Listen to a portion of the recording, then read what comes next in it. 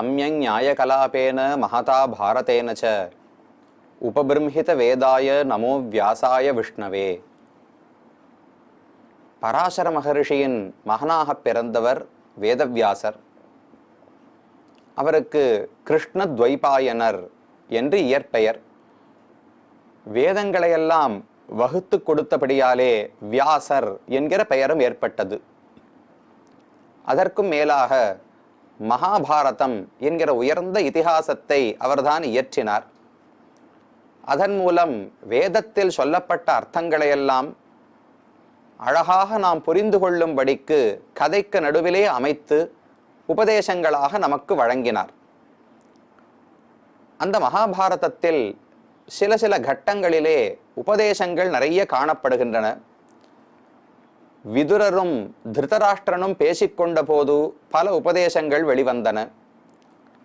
அதே போல பீஷ்மாச்சாரியரும் யுதிஷ்டிரனும் பேசிக்கொள்ளும் போது எத்தனையோ தர்மங்களை பற்றி உபதேசித்தார்.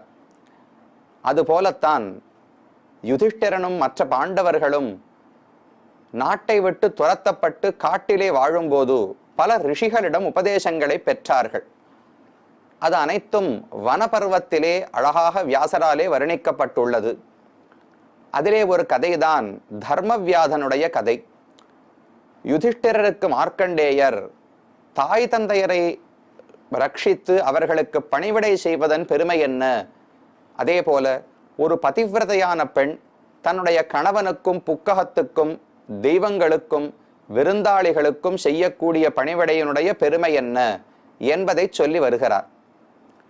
தர்மவியாதன் தான் இருக்கும் நிலையை வர்ணித்துவிட்டு இப்படித்தான் சக்தியோடு ஞான திருஷ்டியோடு இருப்பதற்கெல்லாம் தன்னுடைய தாய்க்கும் தந்தைக்கும் விடாமல் பணிவிடை செய்வதுதான் காரணம் என்று கடைசியாக உபதேசித்தார்.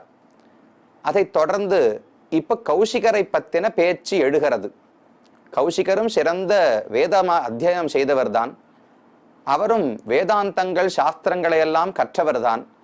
ஆனால் ஏனோ அவருக்கு தர்மத்தினுடைய நுட்பங்கள் இன்னும் தெரியவில்லை. ஆனால் மாம்சத்தை விற்கக்கூடியவரான வியாதன், அந்த வியாதனுக்கு தர்மமெல்லாம் தெரிந்திருக்கிறதே, ஏன் இந்த மேற்றத்தாழ்வு, ஏன் இந்த வேறுபாடு என்று சந்தேகம் வருமே. அதை கௌசிகர் கேட்கிறார்.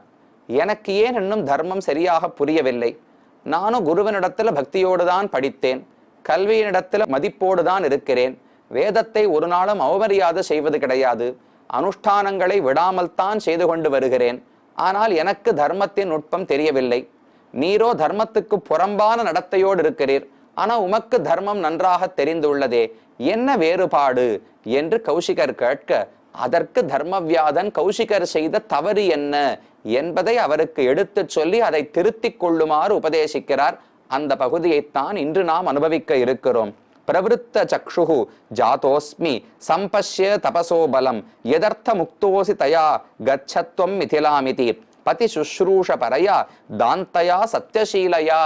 அவர் இதுவரைக்கும் தன்னுடைய பெருமைகள் தான் பணிவிடை செய்வதையெல்லாம் சொன்னாரோ இல்லையோ, இப்ப தெரிவிக்கிறார், நான் இப்படி தாய் தகப்பனாருக்கு பணிவிடை செய்வதுதான் என்னுடைய இந்த பலத்துக்கு தவத்துக்கெல்லாம் காரணம். எனக்கு ஞான சக்ஷுசு, ஞான கண் உள்ளது, எங்கும் நடப்பதையும் அறிந்து கொள்ளக்கூடிய சக்தி உள்ளதென்றால் இதெல்லாம் தானாகவோ ஒரு காரணம் இல்லாமலோ வரவில்லை.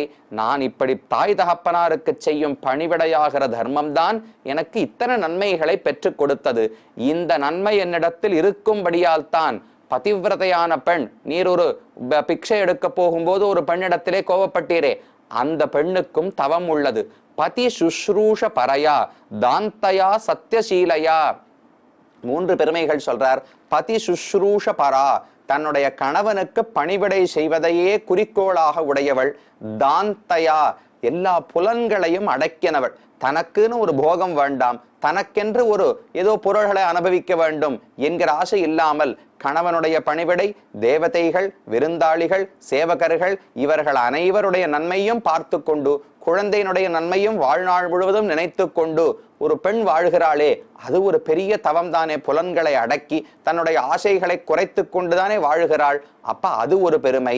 சத்யசீலையா, உண்மையை தவிர அவளுக்கு பேசி எதுவுமே தெரியாது. உண்மையாகவே இந்த கௌசிகர் போய் வீட்டு வாசலில் நிற்கும் போது தன்னுடைய கணவன் வந்து பசியோடு இருந்தபடியால் கௌசிகரை மறந்து போனாள். திரும்ப வந்தவுடனே மன்னிப்பு கேட்டு காலில் விழுந்துதானே பிக்ஷை கொடுப்பதற்கு வந்தாள்.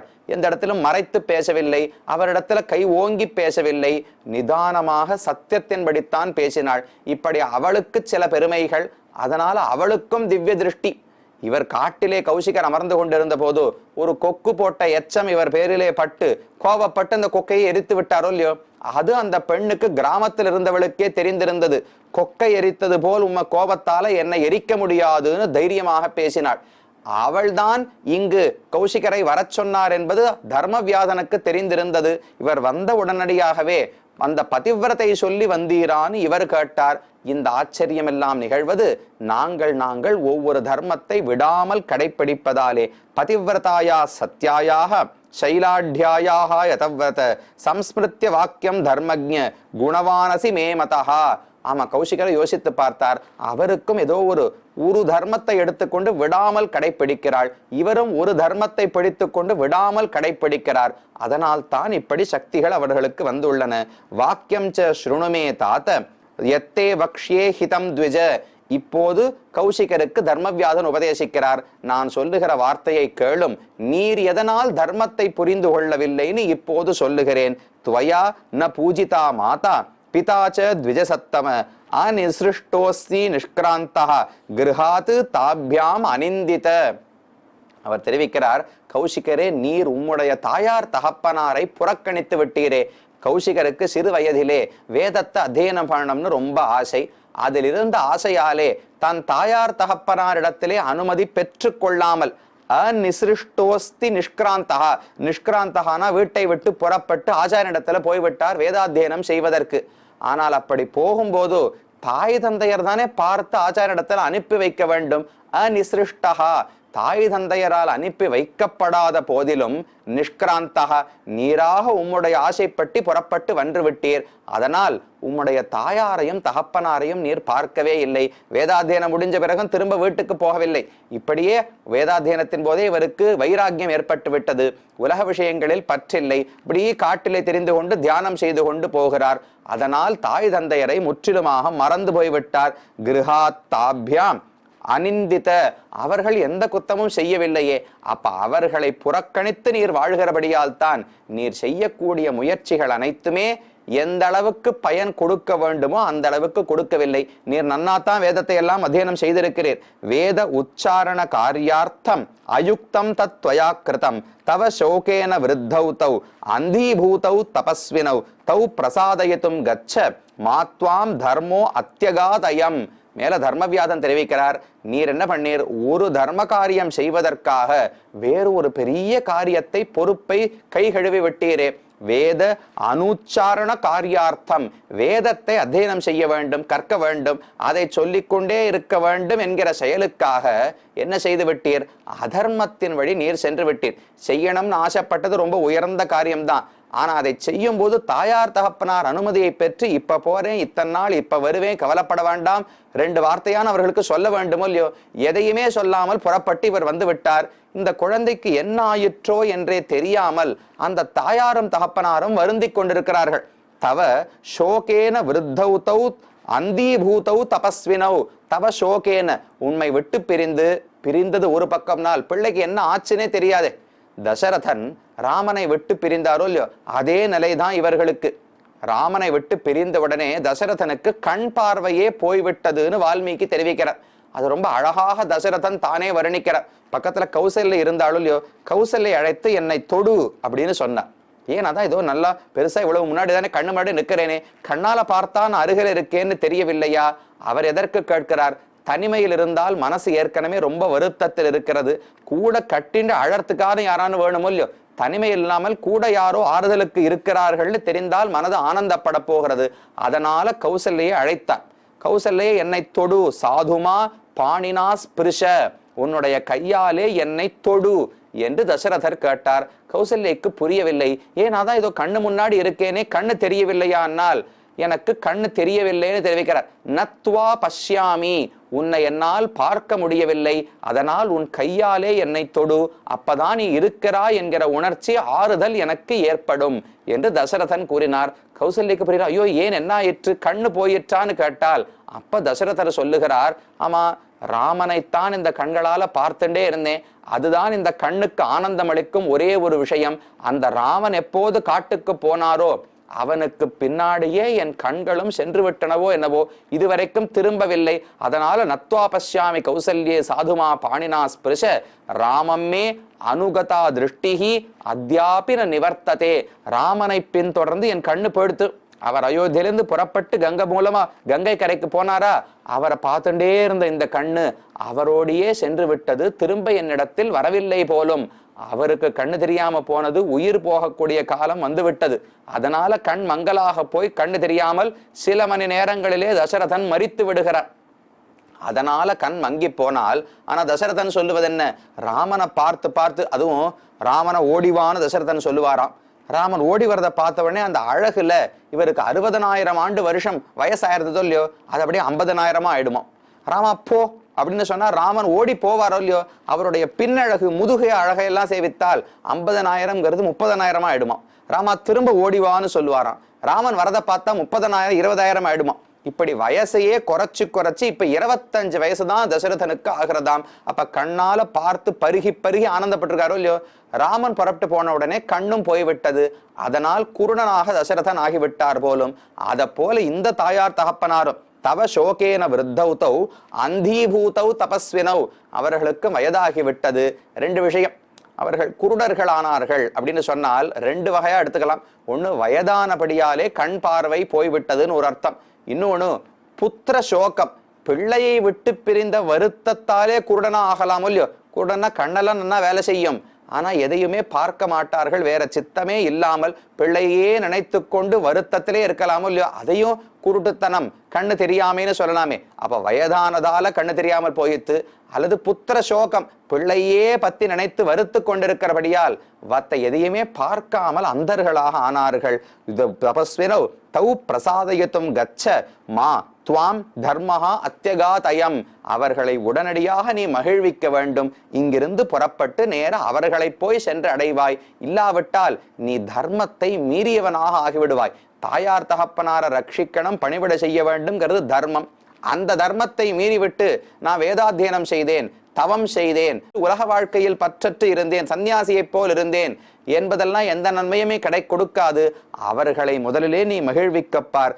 தபஸ்வீத்வம் மகாத்மாச்ச தர்மேச்ச நிரதசதா, அவர்கிட்ட இருக்கிற பெருமையெல்லாம் சொல்றார். தர்மவியாதன் கௌசிகரை பார்த்து சொல்றார், தபஸ்வி, உங்ககிட்ட தவமெல்லாம் நிறைய இருக்கு, மகாத்மா, ரொம்ப பரந்த மனசு இருக்கு, எல்லாரும் நல்லா இருக்கணுங்கிற ஆசை இருக்கு, தர்மேச்ச நிரதசதா, தர்ம காரியங்களை செய்வதிலும் ஆச்சார அனுஷ்டானத்திலும் நன்ன புத்தி இருக்கு, சர்வமேதத் அபார்த்தம் தே க்ஷிப்ரம் தௌ சம்பிரசாதய, நீ விரைவிலே அவர்களுடைய அனுகிரகத்தை பெறாவிட்டால், அவர்களை மகிழ்விக்காவிட்டால் இது அனைத்துமே அபார்த்தம், வீணாக போய்விடப் போகிறது, உமக்கு பிரதிகூலமாக. இது அனைத்தும் இருந்தும் நீர் தீய கதியைத்தான் அடையப் போகிறீர். அதனால் தௌ பிரசாதய துஜஸ்ரேஷ்ட யத் ஸ்ரேயஸ்ததவாப்ஸ்யசி, அவர்களை மகிழ வைத்துவிட்டு நீர் தவத்தையோ தர்மத்தையோ சத்தியத்தையோ கடைபிடித்தீர் என்றால் அப்ப இது கொடுக்க வேண்டிய பயனை உமக்கு கொடுக்கும். நீரும் தர்மத்தின் உண்மைகளை அறிந்தவர ஆகலாமே தவிர மேலோட்டமா தர்மத்தை தெரிந்து கொண்டால் மட்டும் போராது, முக்கியமான தர்மத்தை நீர் கடைபிடிக்காமல் விட்டுவிட்டீர். அதனால் தான் இப்படி அரைகுறை ஞானத்தோடு இருக்கிறீர் என்று தர்மவியாதன் சொன்னார். தெய்வத பிரதிமௌஹித்வம் யஸ்துவம் தர்மம் அனுவ்ரதா புராணம் சாஸ்வதம் திவ்யம் துஷ்பிராபம் அகிருதாத்மபிஹி அதந்திரித குரு க்ஷிப்ரம் மாதா பித்ரோர்கி பூஜனம் மேல தெரிவிக்கிறார். நீ ரொம்ப மதிக்க தகுந்தவர் தான். அவர் இப்படி தாய் தந்தையரை விட்டு விட்டார்னு உடனே ஐயோ அவர் ரொம்ப மோசமான ஆசாமி என்று அவர் சொல்ல வரவில்லை. தெய்வத பிரதிமோகித்வம், கௌசிகரே நீர் தெய்வத்தை போலத்தான் இருக்கிறீர். தெய்வத்துக்கு எவ்வளவு மதிப்பு கொடுக்கணுமோ அந்த அளவுக்கு நீரும் மதிக்க தகுந்தவர் தான். எஸ்துவம் தர்மம் அனுவ்ரதா, நீர் தர்மத்தை கடைபிடிக்கிறீர். புராணம் சாஸ்வதம் திவ்யம் துஷ்பிராபம் அகிருதாத்மபிஹி, தர்மத்துக்கு எத்தனை அடைமொழிகள் போடுறார் பாருங்கோ. புராணம் ரொம்ப பழமையானது, சாஸ்வதம் என்றும் நிறைத்து நித்தியமாக இருக்கக்கூடியது. பழமைன்னு சொன்னால் ரொம்ப நாளா இருக்கு, கொஞ்ச நாள் அழிந்து போய்விடுமோங்கிற சந்தேகம் வரும் இல்லையோ? சாஸ்வதம்னு சொன்னா என்றுமே அழியாது, எப்போதும் இருக்கும். அதான் சனாதனம்னு சொல்லுகிறோம் இல்லையோ? ஆதியே அற்றது என்று காலத்துக்கு முன்னால் இருந்தே இருந்து கொண்டு இருக்கிறது. என்னைக்கான போயிடுமானால் பகவான் இருக்கும் வரை தான் தர்ம சம்ஸ்தாபனார்த்தாய சம்பவாமி யுகே யுகேன்னு சொல்லுகிறார். யதா யதாஹி தர்மஸ்ய கிளானிர்பவதி பாரத ததா ஆத்மானம் சிருஜாமியகம்னு சொல்றாரோ இல்லையோ? தர்மத்துக்கு ஒரு தலைக்குனிவு ஏற்படும்னு நிலை ஏற்பட்டாலே பகவான் வந்து பிறந்து விடுகிறார். அப்ப தர்மத்துக்கு, இந்த சனாதன தர்மத்துக்கு அழிவு கிடையாது. திவ்யம், இது ஒண்ணு இத 10 பேர் உலகத்தார்கள் சேர்ந்து ஏற்படுத்தியது கிடையாது. திவ்யம், இந்த உலகத்தினுடையதே அல்ல, பகவானாலே வேதங்களிலே ஏற்படுத்தி வைக்கப்பட்டது தர்மமானது. அப்படிப்பட்ட தர்மம் துஷ்பிராபம் அகிருதாத்மபிகி, மனதை அடக்காதவர்கள், தன்னை தவிர சுயநலத்தை தவிர மீறி யோசிக்க தெரியாதவர்களுக்கு இதை அடைவதற்கு ரொம்ப கடினமானது. அந்த தர்மத்தை நீர் புரிந்து கொண்டு கடைபிடிக்கிறீர்னால் நீர் சாதாரணமானவர் கிடையாது. ஆனால் இது அனைத்தும் உண்மையாக பயனளிக்க வேண்டுமென்றால் உம்முடைய தாய் தந்தையரை நீர் போய் வணங்கி பணிவிடை செய்ய வேண்டும் என்று தர்மவியாதன் உபதேசித்தார். அதற்கு கௌசிகர் அப்பதான் புரிஞ்சுட்டார். ஆமா, தவறுதான் செய்தோம். என்னமோ 10 வயசு இருக்கும்போது வீட்டை விட்டு வந்தோம், இப்பாறு 25-30 வயசு, தாய் தந்தையரை பொருட்படுத்தவே இல்லை, திரும்ப போய் பார்க்கவே இல்லை. இவன் சொல்லுவது சரிதான் புரிந்து கொண்டார். இஹாஹம் ஆகதோ திஷ்டியா திஷ்டியாமே சங்கதம் துவயா ஈதிருஷா துர்லபா லோகே நரா தர்ம பிரதர்ஷகாக பதமானோத்ய நரகே பவதாஸ்மி சமுத்ருதா. அப்பவர் தெரிவிக்கிறார், நல்லவேளை திஷ்டியா, திஷ்டியம்னா நாம விதி அப்படின்னு சொல்லுகிறோமோ இல்லையோ, அல்லது லக் அப்படின்னு சொல்லுகிறோமே, ஏதோ ஒரு பாக்கியம், நான் செய்த ஏதோ ஒரு புண்ணியத்தால் தான், தெய்வத்தின் சங்கல்பத்தால் தான் இந்த மிதிலைக்கு நான் வந்திருக்கிறேன். தெய்வத்தினுடைய சங்கல்பத்தால் தான் உம்மை போன்ற ஒரு பெரியவரை நான் சந்தித்திருக்கிறேன். ஏன்னா தர்மத்தை இப்படி உண்மையாக அறிந்து எடுத்து சொல்பவர்கள் உலகத்திலே ரொம்ப அரிதானவர்கள். ஈதிருஷா துர்லபாலோகே நரா தர்ம பிரதர்ஷகாக, தர்மத்தை சரிவர புரியும்படிக்கு காட்டக்கூடிய நரர்கள், மனிதர்கள் துர்லபர்கள், ரொம்ப கிடைப்பதற்கு அரியவர்கள். அப்படிப்பட்ட தர்மவியாதனே, உன்னை நான் அடைந்தது நான் செய்த பாக்கியம். பதமானோத்ய நரகே பவதாஸ்மி சமுத்ருதா, நான் நரகத்தில் விழுவதற்கு போய்கொண்டிருந்தேன். இன்னும் கொஞ்ச காலம் இதே போல தாய் தந்தையரை புறக்கணித்து விட்டு நான் தவம் அது இதுன்னு காட்டில் தெரிந்திருந்தால் அவர்கள் வாழ்நாளே முடிந்திருக்கும். அப்ப அவர்களுக்கு முழுக்கவே பணிவிடையை விட்டிருப்பேன். அப்ப அதனால நரகத்தை தானே அடைந்திருப்பேன். நரகத்தில் விழப்போய்க் கொண்டிருக்கும் என்னை நீர்தான் நல்வழிப்படுத்தி திருத்தி இருக்கிறீர், உமக்கு என்னுடைய நன்றி என்று சொல்லி அதுக்கு ஒரு எடுத்துக்காட்டு சொல்லுகிறார். ராஜா யயாதிஹி தௌஹித்ரைஹி பதிதஸ்தாரிதோ யதா சத்பிஃப் புருஷ சார்தூல ததாஹம் பவதாத்விஹ மாதா பிதர்பியாம் சுஷ்ரூஷாம் கரிஷ்யே வச்சனாத்தவ. அப்ப தெரிவிக்கிறார், யயாதியை அவனுடைய பேரன்மார்கள் எல்லாம் எப்படி சேர்ந்து ரட்சித்தார்களோ அதை போல் நீர் என்னை ரட்சித்திருக்கிறீர்னு சொல்றார் கௌசிகர். அது என்ன, யயாதி அவர் பேரன் என்ன பண்ணார்னால், யயாதியினுடைய கதையை நாம முன்னமே பார்த்திருக்கோம். யயாதி என்று சந்திர வம்சத்திலே ஒரு அரசன் இருந்தான். அந்த யயாதிக்கு இளமை 1000 ஆண்டுகள் இளமை அனுபவித்தார். அவருடைய மாமனாருடைய ஒரு அனுகிரகத்தால் நிறைய இளமை அனுபவித்தார். 1000 ஆண்டுகள் அனுபவித்து வரும்போது அதே மாமனார் ஒரு சாபம் கொடுத்தார். அதனால இளமையை இழந்து வயோதிகராக ஆகிவிட்டார். அவருக்கு 5 மகன்கள். ஒவ்வொரு மகனிடமும் போய் உன்னுடைய இளமையை எனக்கு கொடு, என்னுடைய முதுமையை நீ வாங்கிக் கொள்னு கேட்டார். 4 மகன்கள் ஒப்புக்கொள்ளவில்லை. கடைசி மகன் புருன்னு இருந்தார். அந்த புரு மட்டும்தான் சரி இளமையை கொடுக்கிறேன்னு சொன்னார். அவனுடைய இளமையை வாங்கி இன்னொரு 1000 ஆண்டுகளுக்கு அனுபவித்தார். அப்பதான் புரிஞ்சது, ஓ இது போருங்கிற எண்ணம் வரவே வராது. ஆசை என்பதற்கு தீனி போட்டு நாம அடக்கவே முடியாது. உலக விஷயங்களில் பற்றை அறுத்தால் தான் மேன்மை அடைய முடியும் என்று புரிந்து கொண்டு காட்டுக்கு சென்று நல்ல தவம் செய்து அவரும் நற்கதி அடைந்தார் என்று பாகவத புராணம் கூறுகிறது. ஆனா அதோடு கதை முடியவில்லை. அவர் ஸ்வர்க்கத்துக்கு யயாதி போனாரோ இல்லையோ, போன உடனே இந்திரனோடு அமர்ந்து பல 1000 ஆண்டுகள் அங்கு வாழ்ந்தார். அதில் ஒரு முறை இந்திரனோடு சேர்ந்து அமர்ந்து அவர் பேசிக்கொண்டிருந்தாராம். அப்ப இந்திரனுக்கு பொதுவாவே யார் ஸ்வர்க்கத்துக்கு வந்தாலும் பிடிக்காது. எப்படியான யாரையாவது கெடுத்து கீழே தள்ளிவிட வேண்டும், அதுவும் தன்னுடைய பதவிக்கு ஏதாவது போட்டி வந்து விடுமோன்னு ரொம்ப பயம் உண்டு. அதனால இந்திரன் யயாதியிடம் கேட்டார், யயாதி நீ உலகத்தில் வாழும்போது யார் நிறைய தர்மம் செய்தவர்கள், மக்கள் எல்லாம் யாரை தார்மிகன்னு புகழ்வார்கள், நீ யாகங்கள் எல்லாம் செய்ததுண்டா, தர்ம காரியம் செய்ததுண்டா என்று இந்திரன் ஒண்ணுமே தெரியாதா போல யயாதியினிடம் கேட்டார். அப்ப யயாதி பார்த்தார், அவர் உண்மையத்தான் சொன்னார். யயாதி இந்த உலகத்தில் வாழ்ந்து அரசாளும் போது யயாதியை போல தார்மிகன் உலகத்துல கிடையாது. எல்லா யாகங்கள் அந்தணர்களுக்கு பண்ண வேண்டியது, அன்னதானம் செய்ய வேண்டியது, மக்கள் பிரஜைகளை ரட்சிக்க வேண்டியது, எல்லா தர்மத்தையும் பண்ணிருக்காரா. அதனால நிஜமாவே உலகத்துல அனைவரும் யயாதியைத்தான் தார்மிகன் தார்மிகன்னு கொண்டாடுவார்களாம். அப்ப இவர் என்ன பண்ணிட்டார், இந்திரன் கேள்வி கேட்ட உடனே, ஆமா இந்திரா, நான் வாழும்போது அனைவரும் என்னைத்தான் கொண்டாடுவார்கள், என்ன போல யாருமே யாகங்களை செய்தது கிடையாது என்று இவர் சொல்லுகிறார். அது உண்மைதான், அவர் ஒன்றும் பொய் சொல்லவில்லை, இல்லாத பெருமையை சொல்லிக் கொள்ளவில்லை. ஆனா உண்மையையே சொன்னாரோ இல்லையோ. இந்திரன் பார்த்தார், பாத்தியரா தற்பெருமை பேசுகிறார்.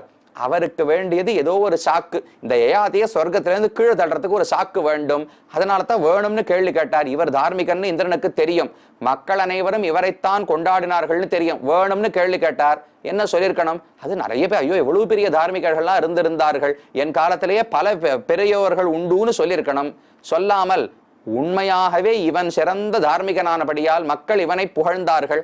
அதை இந்திரனிடத்துல சொன்ன உடனே பத்தி எப்படி தற்பெருமை பேசிக் கொள்ளுகிறார், தன்னுடைய தானே தண்டோரா போட்டுக்கிறதுன்னு சொல்றோமோ இல்லையோ, நான் பெரியவன் பெரியவன் நாமே பேசிக் கொள்ளலாமா, அப்படி பேசினபடியாலே உனக்கு புண்ணியம் கிடையாது, நீ கீழே போய் கீழே பூலோகத்தில் விழுந்து விடுவாய் என்று சொல்லி சொர்க்கத்திலிருந்து கீழே தள்ளி விட்டார். அவர் பூமியில விழுந்தார். அந்த பக்கமா யயாதியினுடைய பெண் வயித்து பேரன்கள் அவர்கள் 4 பேரும் வந்தார்கள். பார்த்த உடனே இது யாருன்னு அவர்களுக்கு தெரியவில்லை. அவரோடு பேசின உடனே அவர் கதையெல்லாம் தெரிந்து கொண்டு அவரிடத்தில், இவர் தான் இங்கிருந்து ஸ்வர்க்கத்துக்கு போயிட்டு திரும்ப வந்திருக்காரு, அப்ப ஆத்மானா என்ன, உடல்னா என்ன, ஸ்வர்க்கம் எப்படிப்பட்டது, மோட்சம் என்றால் என்ன, எல்லாம் அவருக்கு தெரியுமே. அந்த உபதேசங்களை எல்லாம் பெற்றுக்கொண்டு கடைசியில் அந்த 4 பேரன்மார்களும் தங்களுடைய தர்மம், தங்களுடைய புண்ணியத்தின் ஒரு பங்கை யயாதிக்கு கொடுத்து அதன் மூலம் அவரை மறுபடியும் ஸ்வர்க்கத்துக்கு ஏற்றினார்களாம். அப்ப சொர்க்கத்திலிருந்து கீழே விழுந்த யயாதியை யாரோ வழிப்போக்கர்களாக இருந்தவர்கள் 4 பேர் புண்ணியத்தை கொடுத்து திரும்ப சொர்க்கத்துக்கு அனுப்பிச்சாலோ இல்லையோ, அதை போல நான் தாய் தகப்பனாருக்கு பணிவிட செய்யாமல் துர்கதி அடையும் நிலையில் இருந்தேன், நரகத்தை அடையும் நிலையில் இருந்த போது நீர் எங்கேந்தோ தெய்வாதீனமாக எனக்கு உபதேசங்களை செய்து திருத்தி இருக்கிறீர். கண்டிப்பாக நீர் சொன்னபடிக்கு மாதா பித்ருபியாம் சுஷ்ரூஷாம் கரிஷ்யே வச்சனாத்தவ, நீர் சொன்னபடிக்கு தாயார் தகப்பனாருக்கு நான் பணிவிடை செய்கிறேன் என்று கௌசிகர் தன்னுடைய முடிவை சொன்னார். கேட்ட வேண்டியதெல்லாம் கேட்டுக்கொண்டாகிவிட்டது. ஆனா இன்னும் அவருக்கு மனசுல ஒரு சந்தேகம் இருந்துட்டே இருந்தது. நான் தவறு செய்து விட்டேன், அதனால எனக்கு தர்மம் புரியவில்லை. இவர் மாதா பிதாக்களுக்கு நன்னா பண்றார், நிறைய புண்ணியசாலியாகத்தான் இருக்கிறார், பிறகு இவர் ஏன் மாம்சம் வெட்டி வியாபாரம் செய்யும் குலத்திலே பிறந்தார், இந்த பிறவியை ஏன் அடைந்தார்? அவர் பெரிய ரிஷியா பிறந்திருக்கலாமோ இல்லையோ, பெரிய ஞானியாக பிறந்திருக்கலாமே, ஏன் இப்படி பிறந்தார் என்று அவரை பற்றி தெரிந்து கொள்ள வேண்டும்னு ஆசை கௌசிகருக்கு இருந்தது. அந்த கதையும் தர்மவியாதன் கூறுகிறார். அந்த பின்புலம் என்ன என்பதை அடுத்த பகுதியிலே பார்க்கலாம்.